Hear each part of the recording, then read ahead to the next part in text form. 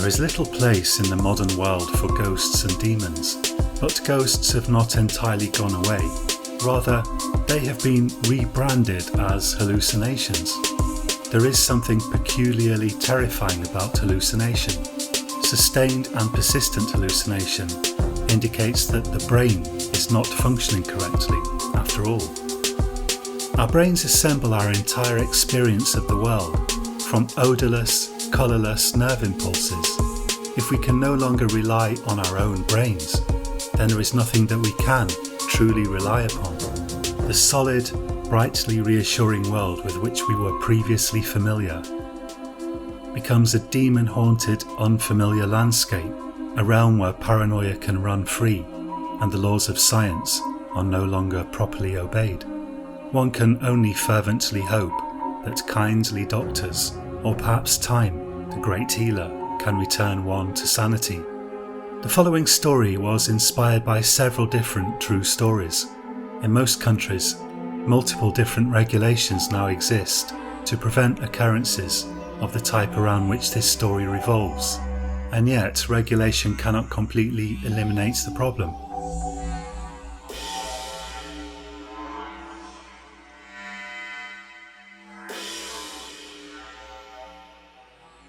In 2018, Martijn de Groot was living on the outskirts of the small Dutch town of Leiden with his girlfriend Yara. He was 26 years old, and he and Yara had purchased a beautiful small old house with the help of some money from Yara's parents. The couple both worked in Leiden, Yara for a medical company and Martijn at the Botanic Gardens.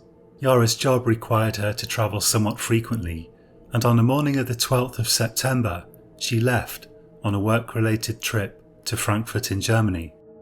After returning from work that day, Martijn was tired and decided to spend the evening watching TV.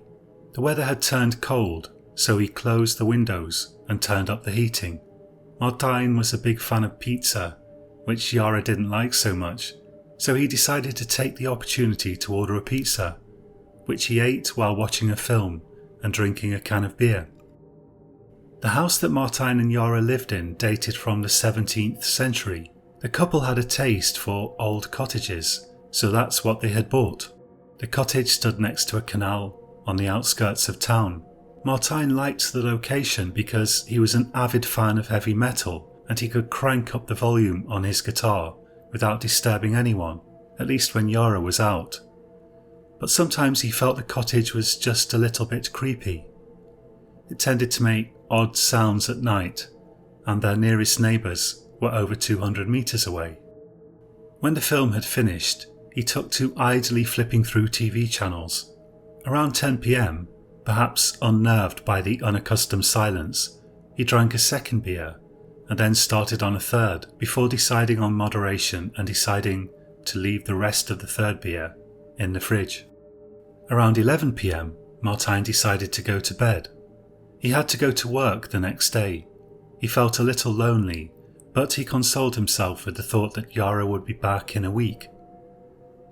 Aside from Yara being away and a slight headache behind his eyes, nothing seemed at all out of the ordinary, and he quickly fell asleep. He woke up again around 1 in the morning, needing a bathroom and cursing himself for having drunk so much beer so close to going to bed. After using the bathroom, he lay flat on his back on the bed, and it was then that he noticed something that bothered him. Next to the bed, there was a desk that was mainly used by Yara for work. There was an office chair next to the desk, and what bothered Martijn was that it was rotated to face the bed. Martijn had once read a ghost story in which a dying man had awakened in the night to find a demonic form seated in the chair that had been placed by his bed so that his family could keep him company. Ever since then, chairs facing beds had bothered Martijn. It was a ridiculous kind of paranoia that could only really get a grip on his mind when he was half asleep. But he preferred the chair not to face the bed, in case he awoke to find something sitting in it. Martijn didn't even believe in ghosts, but the idea still bothered him sometimes in the middle of the night, if he saw that the chair happened to be turned in his direction. He almost got up and spun the chair to face the desk, but then he stopped himself. Was he a man or a mouse? He asked himself. Surely only a superstitious fool would get up in the night to rotate office chairs, just in case a demon sat in one. In any case, wouldn't a demon sitting facing the desk be just as disturbing? Martijn wondered what it was that he was scared of, since he wasn't a superstitious person. He concluded that it was not ghosts or demons that he was scared of, but hallucinations. Of course, it is entirely possible to awaken suddenly in the night and hallucinate a ghost sitting in a chair. But why be afraid of a hallucination? Perhaps he thought his fear of hallucinations stemmed from the madness that they seemed to portend.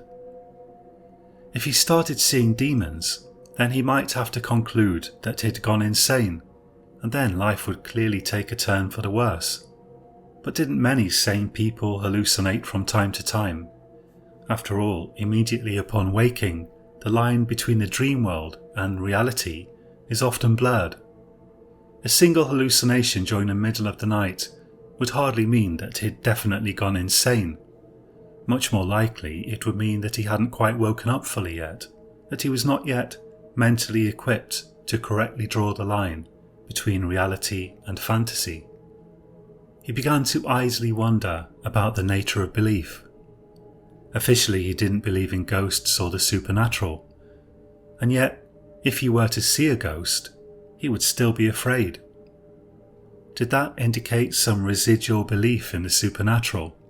Were there unexamined lurking superstitions in his scientifically rational brain, perhaps even residing at some deep reptilian level? With these thoughts swirling around in his mind, Martijn finally fell asleep again. Around 4 a.m, he awoke a second time. He had experienced some sort of nightmare, but he wasn't sure exactly what it had been about. He felt oddly unsettled. For a moment he thought Yara was sleeping peacefully next to him. Then he remembered she was away, and indeed, her side of the bed was quite empty. He shifted his gaze to nervously check there was nothing sitting in a chair, and to his absolute horror, he could indeed make out some sort of a dark shape in the chair. His blood ran cold in his veins, and every hair on his body stood on end. Immediately he began to reason with himself. There couldn't be anything sitting in the chair. Even if Yara had come back early, he had put the chain on the door so she wouldn't have been able to get in. No one could have broken into the house without making a huge noise. The chair logically had to be empty. He must be confusing some other shape in the room for something sitting in the chair. He tried to focus on the chair, and gradually the form resolved itself. It was an old man, except he seemed to have enormous eyes with no eyelids and no lips. "Who the hell are you?" Martijn said, or rather the equivalent in Dutch. But even though he intended to shout the words, somehow they came out as a strangled whisper. The man continued to sit motionless, apparently regarding him passively. Had the man been real, Martijn might have experienced a blazing righteous anger, the anger of a man whose home had been violated. But this was no human being. It was, without question, an apparition. He lay on the bed, heart pounding, and pondered what to do. In an ecstasy of fear, he fumbled for the switch of the little light on the bedside table, but he couldn't seem to find it. Meanwhile, the thing, whatever it was, sat there watching him, naked eyeballs and teeth glistening faintly in the near darkness. Martijn decided to make a run for the light switch on the wall. If he succeeded in switching it on, he could bolt out of the room and switch other lights on, and perhaps grab a weapon, in case weapons were effective against such an entity as this. Having made the decision, he sat up and tried to propel himself forwards out of the bed. Certainly he didn't want to exit the bed on the side closest to the entity, and he didn't want to exit on the side furthest from the entity either, because that might trap him between the creature and the wardrobes if the thing approached more closely. No, he wanted to scoot right off the end of the bed, because from there he could most easily run for the door. Unfortunately, as soon as he attempted the maneuver, he discovered a horrible heaviness in his limbs.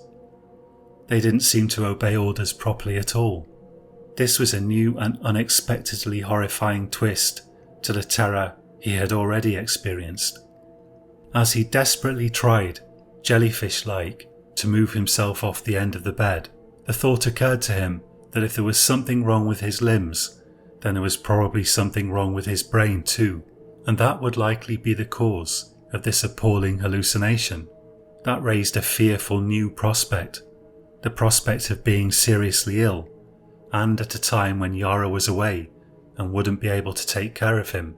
What kind of illness could cause this hellish syndrome, he wondered, as he pushed with all his feeble strength against the bed, edging closer to the end of it at a glacial pace.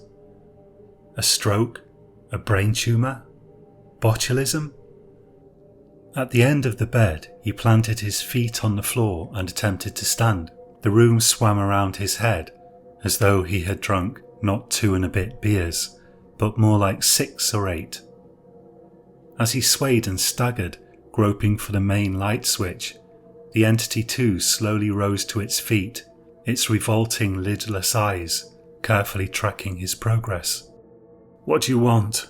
groaned Martine, the words emerging thick and slurred from his uncoordinated lips. Almost by sheer luck he managed to hit the right part of the light switch, and 60 watts of power illuminated the small room. The creature came into sharp relief, every horrible detail excruciatingly visible. Indeed, it was a deformed old man, but it seemed half rotten, its complexion suggesting the possibility that perhaps the eyelids and lips had simply rotted away. It was now no more than half standing, its loathsome eyes fixed precisely on his. Martine gave a half scream and staggered out through the door of the room and into the narrow hallway. His progress exactly resembled one of the dreams he had often endured in his youth, where he was trying to flee an unseen pursuer and yet his legs seemed to be immersed in syrup, except that now, fully awake, he felt a terrible sense of exhaustion that penetrated to his very bones. In the hallway he managed to get to another light switch and successfully activate the light. Somehow the light didn't seem to satisfy his eyes properly, and he felt as though he were half blind, even though 2 perfectly adequate lights were now on. He forced himself to progress down the hallway towards the door of the living room, from where he could potentially exit the house, although he was wearing only pyjamas and it was certainly cold outside. As he fell upon the living room door, he heard his bedroom door, which he had partially closed behind him, creaking full open, and he knew the thing was following him. Inside the living room he pawed at the light and managed to switch it on, but again it seemed unusually dim. He slammed the door shut and collapsed onto an easy chair, his heart pounding, trying to tell himself he must be imagining the entity that pursued him. It could not be real. And yet at the same time, he could hear it shuffling down the corridor. He could feel goosebumps on his arms and neck, and cold chills running down his spine. Soon it began to scrape at the door as if searching for the door handle. He didn't want to look back at the door, but he was unable to stop himself. When he turned to look at it, he saw that the door handle was slowly turning. A rush of adrenaline coursed through his veins and he shot to a standing position, but he found he was incredibly dizzy. He half staggered, half fell towards the entrance door. It was as if an invisible force field held him back, pulling him back towards the entity. Then the living room floor seemed to tilt and come up to meet him, and he found he was lying on it, his face pressed against it. The living room door swung open, and he could hear it breathing. He tried to shout, "What do you want?" but only muffled sounds emerged from his mouth. Then he tried to scream, and he found he could only make a dull groaning sound. He began to try to drag himself towards the front door, not knowing how he would open it if he got there. The thing was progressing towards him with slow, heavy footsteps, as if taunting him. He had moved only perhaps a metre towards the front door when the hideous entity placed a mud-covered boot next to his face on the floor, and then another at the other side. It was standing over him. There was no escape. He fainted. When he awoke, he saw with immense relief that it was light. He hadn't closed the living room shutters, and the room was brightly lit with sunlight. The thing seemed to have gone. He began to get up from the floor, but to his horror, he found he couldn't manage it. Whatever was paralysing him had not dissipated, but had intensified. With a great effort, he managed to turn himself onto his back. It was warm, and the sunlight created bright patches on the walls. Think. He had to think. Why couldn't he move properly? It seemed to Martijn that he had either suffered a stroke or else he had been poisoned. And if he had been poisoned, the poison must have been present in the pizza he had eaten. The pepperoni on it must have been off, or something. When would help arrive? He tried to shout, but he found he could still only produce a muffled groan. Yara would try to contact him, but perhaps not till the evening. How long would it be before she realised something was wrong? 2 or 3 days might go by. Could he survive 2 or 3 days without water? Probably, he thought. What if the effects of the poison progressed? On the other hand, it might also wear off. He shuddered when he thought of spending a night on the floor. Perhaps the hallucinatory creature would return, and he was already thirsty. By evening, the craving for water might be intense. He tried to think through possible routes of escape from his predicament. There was a phone on a small table over by the television, plugged into the wall. Thank God Yara had insisted on having a landline for emergencies. He could dial 112 and summon help. If he could first summon the energy to somehow get himself to the phone. Another possibility was that he might make it to the front door, but then it would have to be unlocked, and that would involve at least partially standing up. He doubted whether he could coordinate his movements sufficiently for either course of action. When he tried to lift his hands, they flopped about uselessly against the cold stone floor. He groaned in despair. The phone seemed the best option. He tried to drag himself in the direction of it and found he could manage only a few centimetres at a time, but he could definitely make progress. When he tried to lift his head off the floor, the entire room seemed to spin crazily around him, and he was forced to lay flat against the cold stones until the spinning stopped. "I'll reach the phone in less than an hour," he told himself. "I'll call an ambulance. They'll help me. Maybe by tomorrow I'll be back to normal." He dragged himself another few centimetres. The floor smelt vaguely of cleaning liquid, and tiny pebbles attached themselves to his face, which was moist with sweat. He shivered in spite of the warmth. His next attempt to move failed, his hands uselessly brushing the floor, but the one after that succeeded, and he moved another few centimetres. At some point he passed out, and when he awoke he struggled to understand where he was or why he was there. Then it all came back to him. Adrenaline flowed in his veins, and a knot twisted in his stomach when he thought of the hallucinatory old man with no eyelids or lips. With renewed resolve, he dragged himself towards the phone and managed to make his biggest horizontal traversal yet, perhaps 10 centimetres. He noticed the sun had risen a lot higher in the sky. Perhaps it was even past noon. It struck him that Yara might try to phone around 6 or 7. And if he could be in a position to answer the phone by then, he might not even have to dial the emergency number. All he would have to do would be to somehow lift the receiver. But how would he speak to her?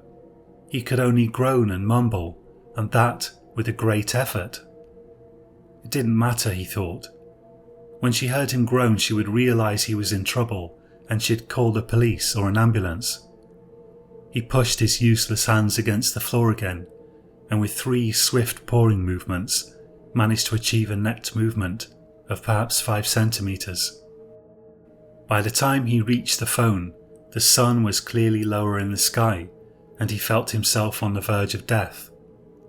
He was terribly thirsty, terribly dizzy, and the paralysis seemed, if anything, to be getting steadily and gradually worse rather than better.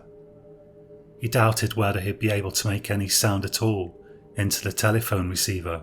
He tried to push all of these thoughts out of his mind. He needed to somehow reach the phone, which now stood more than half a metre above him, on a low table. The spiral cord that connected the phone's receiver to the rest of the table dangled almost next to his head. Perhaps he thought he could use it to pull the phone to the floor. He tried to reach up for it, but he could not seem to open and close his hand properly, and succeeded only in making the cord swing from side to side. After a few minutes he became dizzy, the room started to spin again, and he had to rest. He was about to try to grab the cord again, when he caught a faint sound and his heart began to pound with fear. He listened intently. There was no doubt about it. He could hear breathing coming from the other side of the room. Someone or something was in the room with him. It's just a hallucination, he told himself. It's the old man with no eyelids. He's not real. He's part of a nightmare that's made its way into the daytime. With renewed energy born of fear, Martijn tried to grab the loop of wire as the room spun around him. From the other side of the room came the sound of slow, heavy footfalls, as if the old man was staggering slowly towards him. He somehow managed to get his hands inside the wire loop, and the receiver came crashing to the ground. He clung to the floor as a wave of nausea and dizziness swept over him. The heavy footsteps continued, and he could hear the entity breathing wheezily. It's not real, he told himself. It's not real. It's just part of my brain dreaming at the wrong time. He flung his arm at the receiver and tried to pull it towards him. He had to pull the rest of the phone down too, so he could reach the keypad. But the phone clung to the tabletop with rubberized feet, and it wasn't moving. The spiral cable simply stretched uselessly. A sob emerged from Martijn's mouth. Now, Yara couldn't even phone him. He had to reach the phone, or he would die right there on the floor. The slow, heavy footsteps continued. The hallucination was halfway across the room. Soon it would be on him. Yet another barely audible sob escaped from Martijn's mouth. He reached up and tried to grab the cord nearer to the phone's base, but his hand would not close on it somehow, and the effort made the room spin and tilt like a fairground ride. All the while, the steady clumping of the thing's footfalls progressed towards him, until it soon stood perhaps only a metre away from him. He refused to make any effort to look at it, but out of the corners of his eyes, he could see a dark figure looming over him, blocking the light from the window. "Please," he whispered, pawing at the cable, except the word came out as nothing more than a faint exhalation of air. The receiver began to wail at him, warning him to replace the handset on the base. He was sure that anyone ringing now would receive only an engaged tone. The only person who could reach him now was the thing standing over him, if it could be counted as a person. The entity was bending down slowly, or perhaps crouching, approaching his face. Its dark form was taking up more and more of his visual field. He adamantly refused to focus his gaze on it, and instead closed his eyes. Raw fear coursed through his veins, but he was too exhausted to claw at the phone cable anymore. Eventually, he could resist the urge to look at the old man no more. He opened his eyes, and in spite of the terrible weakness, gasped in horror. The lidless, lipless face with its hideously enlarged and distorted eyes, was only inches from his own. It was watching him as a predator watches its prey, and Martijn knew with complete certainty that this thing, whatever it was, intended to kill him. A rivulet of saliva mixed with blood fell from the thing's face and landed on Martijn's chin. Of the following 2 days spent on the floor, he could recall nothing, except a vague, confused kaleidoscope of half-formed impressions. Fragments of memories of a terrible thirst were mixed with some new terror, as unknown forces smashed their way through his front door. When he fully came to his senses again, 3 entire weeks had passed, and there was a tube supplying oxygen underneath his nose and an IV line in his arm. Unable to contact him, Yara had returned early from Frankfurt and had found him lying unconscious on the floor. When Martijn had retired to bed 3 weeks earlier, an unseen invisible presence had made its way into his house. Not the old man, which had indeed been purely a figment of his poisoned brain, but a gas created by a blocked air vent that had refused to allow his hot water boiler to burn its fuel cleanly.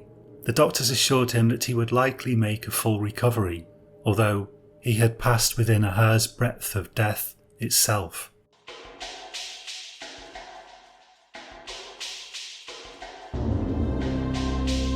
Thank you for listening. My name's John Purcell and you've been listening to Science Horror. All the stories on this channel are written by me. In the UK, around 60 people die every year as a result of accidental exposure to carbon monoxide, which is a deadly, invisible, odourless gas, not to be confused with carbon dioxide. Many of these deaths occur in people's homes and are due to faulty gas appliances. Needless to say, if you have a gas boiler in your house, get it checked regularly by a professional. Carbon monoxide detectors are also cheap and readily available. In addition to causing death, there are cases of carbon monoxide causing long-lasting hallucinations, which is where I got the idea for this story from. Such cases are, fortunately, rare. If you enjoyed this story, please consider giving it a like. That's the only way the YouTube algorithm is ever going to notice this channel. And do consider subscribing if you haven't already. Thank you so much. I really appreciate you listening to the end of the video. I'll be back next week with a story about a team of scientists who disappear one by one. Do join me again for that. Until next time, sleep well.